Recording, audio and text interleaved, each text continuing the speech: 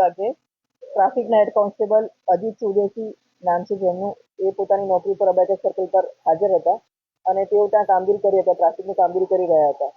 એ સમયે એક ગાડીના 4 વ્હીલ ગાડીના ચાલક, જે ગાડીનો નંબર છે GJ06PS0225, એ ગાડીના ચાલકે પૂર ઝડપે ગાડી ત્યાં આવી ટ્રાફિક સિગ્નલનો ભંગ કરી અને બીજાની જિંદગી જોખમાય એ રીતે ગાડીને પૂરપાટે ચલાવી. અને આ જ્યારે અજીતસિંહે એમને રોકવા માટે ઈશારો કર્યો ત્યારે ત્યાં રોકાયા પણ નહીં અને એમની ઉપર ગાડી ચડાવી દીધી અને ત્યાંથી નાસી ગયેલા હતા.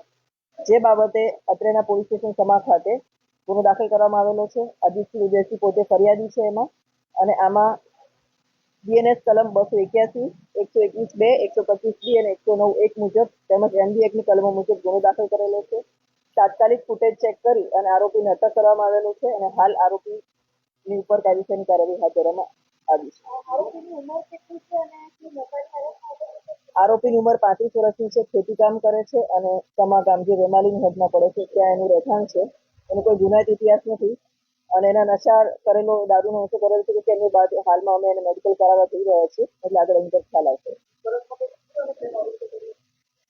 એની પૂછપરછ બાબતે એના જણાવ્યા પ્રમાણે એને ચાલુ છે એની પૂછપરછ, એની તપાસ એમાં ચાલુ છે. અમે પોતાના ઘરે જઈ રહ્યા હતા, વેમાલી જઈ રહ્યા હતા અને ત્યારે આ બનાવ બનેલો હતો.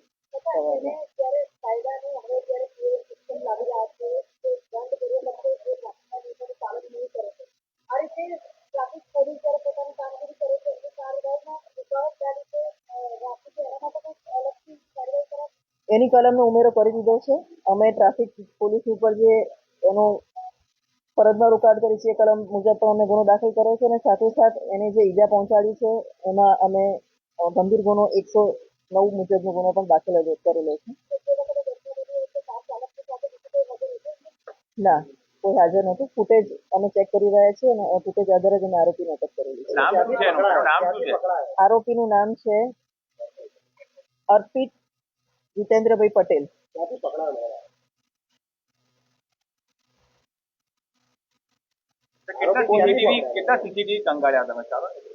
એ જે તે સમયે અમે લોકો જયારે આ બનાવ બન્યો ત્યારે એની જે જગ્યા છે એનો સીસીટીવી ફૂટેજ અમે ચેક કર્યા અને સાથોસાથ અમે એને આગળ કઈ રસ્તેથી આવ્યા ત્યાંનો ફૂટેજ અને કઈ બાજુ ગઈ ગાડી એ ફૂટેજ ચેક કરી અને અમને ખ્યાલ આવ્યો અને એના જ્યારે ખબર પડી કે આ નજીકના ગામનો જ વ્યક્તિ છે ત્યારે અમને ખ્યાલ આવી ગયો કે એને આટલા વિસ્તારમાં જ મળી આવશે અને અમે એને અટક કરી લીધી. પુરાયત ઇતિહાસ નથી આરોપીનો.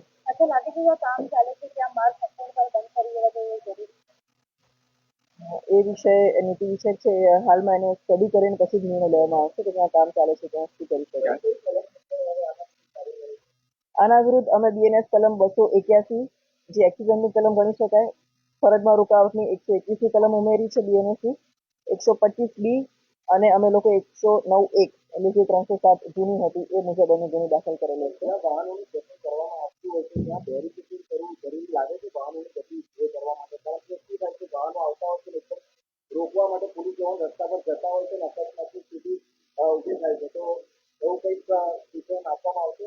આ કિસ્સામાં ફક્ત ટ્રાફિકની નિયમોની કામગીરી ચાલુ હતી અને આ જે આરોપી છે એને પોતાનું સિગ્નલ ભંગ કરી અને સામેની સાઈડ લોકોની જિંદગી જોખમ આવે, બીજા વાહનોને પણ એ રીતે એને સિગ્નલ તોડીને આગળ એની ગાડી ગયેલી હતી, જેથી ટ્રાફિક પોલીસ એને રોકવાનો પ્રયત્ન કરતા એની પર બી એને ગાડી ચલાવી દીધી. એટલે આ કિસ્સો આખો અલગ છે. તેમ છતાં પણ જ્યારે વાહન ચેકિંગ સિટી પોલીસ દ્વારા કરવામાં આવે છે ત્યારે બેરિકેડિંગ કરીને જ અમે વાહન ચેકિંગ કરીએ છીએ, જે આપ ચેકપોસ્ટ ઉપર જોઈ શકો છો. બધી જગ્યાએ બેરિકેડ લગાવીને અમે લોકો વાહન ચેકિંગ કરીએ છીએ. કારના માલિક પોતે જ છે અને એને જ અટક કરેલો છે. પોલીસ જવાનને ફ્રેક્ચર થયેલું છે ખભામાં અને હાથ પર, બે જગ્યાએ એને ફ્રેક્ચર છે અને હાલમાં એની સારવાર ચાલે છે. હાલમાં એની તપાસ ચાલુ છે. સોમા તળાવ પાસે પણ આજે એક સવારે ડમ્પરના કારણે અકસ્માત થયો હતો, એના પાછળની કાર્યવાહી કરવામાં આવી? એની પણ ફરિયાદ દાખલ કરેલી છે. કેવી રીતે કાર્યવાહી કરવામાં આવી? હું વિગત જોઈ લઈશ હાલમાં એ બાબતે. અચ્છા, અરવિંદભાઈને આપણે લઈ આવ્યા કે અટક કરી લીધેલા છે? હાલમાં એરેસ્ટ કરી લીધેલા છે. 24 કલાકથી પણ ઓછા સમયમાં 3 અટક સાથેના કિસ્સા બન્યા છે. શું આવી સ્થિતિ ટ્રાફિક માટે બરાબર છે? ટ્રાફિક પોલીસ સતત પોતાની કામગીરી મને બાઇક પકડજો પછી. ટ્રાફિક પોલીસ ખૂબ ખંતથી અને સારી રીતે કામગીરી કરી રહી છે. વડોદરા શહેરમાં ટ્રાફિકના અકસ્માત ઓછા બને માટે પણ પોલીસ સતત કાર્યરત છે અને જ્યારે પણ આવા કોઈ કિસ્સા બને છે તાત્કાલિક ગુનો દાખલ કરીને આરોપીને અટક પણ કરવામાં આવે છે. લાંબો હાઈવે છે આપણે વડોદરા સિટીને લાગે છે, ત્યાં પણ ઘણા અકસ્માતો બને છે અને ફેટલ પણ બને છે. એમાં પણ ફેટલ અકસ્માત ઓછા થાય એની પણ માટે પણ સતત કાર્યરત છીએ અને આમાં એક્સિડન્ટ ઓછા થાય એ બાબતે પણ એન્જિનિયરિંગ કરવા માટે ઘણી વખત આ પ્રયત્ન કરેલા છે. ઘણા બધા સર્કલ પણ નાના કરવામાં આવેલા છે અને ઘણી બધી જગ્યાએ સુધારો કરીને એક્સિડન્ટ ઓછા થાય એ માટે પ્રયત્નો પણ કરવામાં આવેલા છે. હાઈકોર્ટના ઓર્ડરના પછી કેટલા જગ્યા ઉપર પણ બહુ વ્યક્તિઓ એવા છે કે હેલ્મેટ નહીં પહેરતા, સિગ્નલ નહીં પહેરતા. શું લાગે છે પોલીસની ઓર્ડરની કાર્યવાહી કેવી રીતે કરવી પડશે કે આ બધું રોકી શકે? એ ટ્રાફિક પોલીસની કામગીરી છે ને એની માટે પોલીસ સતત કરેલા છે.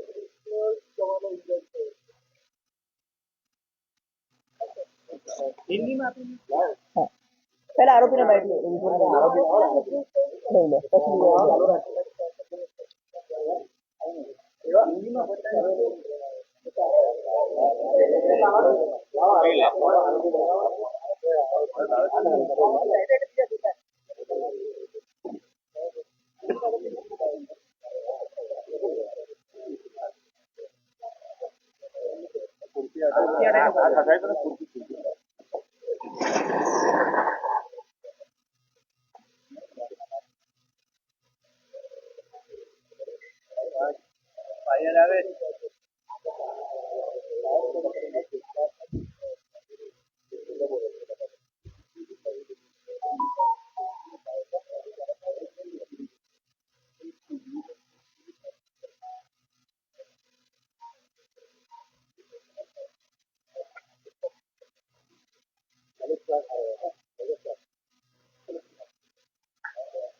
ઉભા રહો રાખો